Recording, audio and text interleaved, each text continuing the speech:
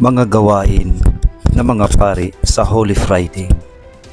Ang mga pari ay may mahalagang ginagampanan sa paggunita ng pagkakasakit at pagkamatay ni Jesus. Narito ang mga pangunahing gawain ng mga pari sa araw na ito. Una, pangunguna sa liturgical celebration ng paggunita sa pagkasakit ng Panginoon. Hindi ito isang misa, kundi isang espesyal na seremonyang liturhikal na binubuo ng tatlong bahagi. Pagbabasa ng salita ng Diyos, kabilang ang passion narrative mula sa Ebanghelyo ni Juan. Pagdarasal ng pangkalahatang panalangin ng bayan na mas mahaba at mas detalyado kaysa karaniwang misa. Pangatlo, pagpupugay sa banal na krus. Ito'y tinatawag na veneration of the cross, kung saan pinapakita ng mga tao ang kanilang debosyon sa krus ni Kristo. Ang kasunod, ang paghahatid ng banal na komunyon gamit ang mga ostiyang na consecrate na noong Huwebes Santo. Ang ikalawa, pagbubuo ng 7 last word o ito tinatawag na Siete Palabras.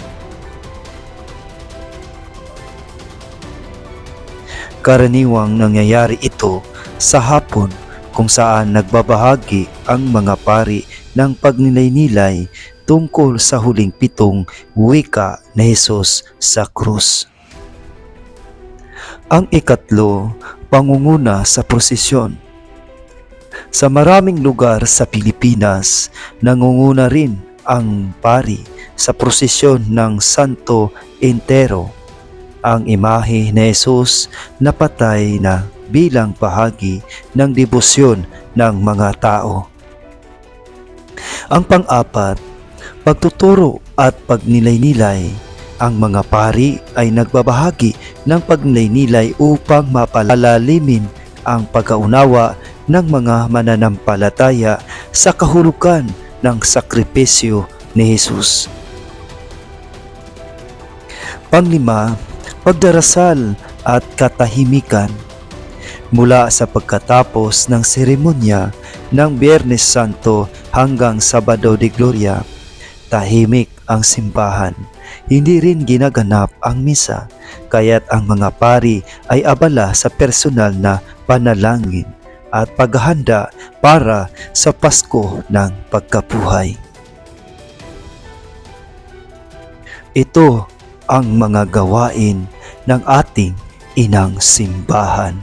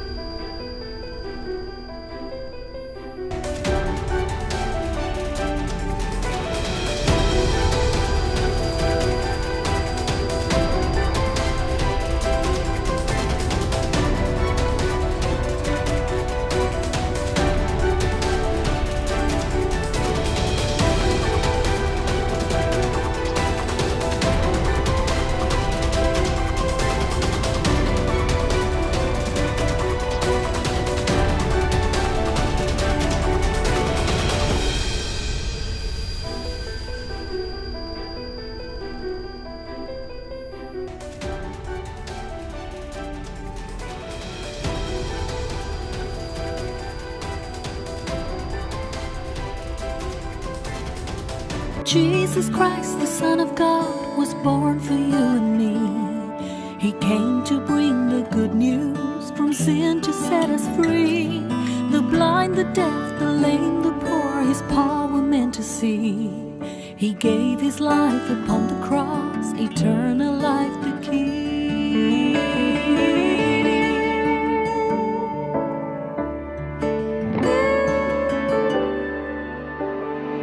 He broke bread and shed wine before his agony. We share the body and the blood in his memory. To make his message known is our responsibility. So here we are to pledge our lives to the Lord of eternity.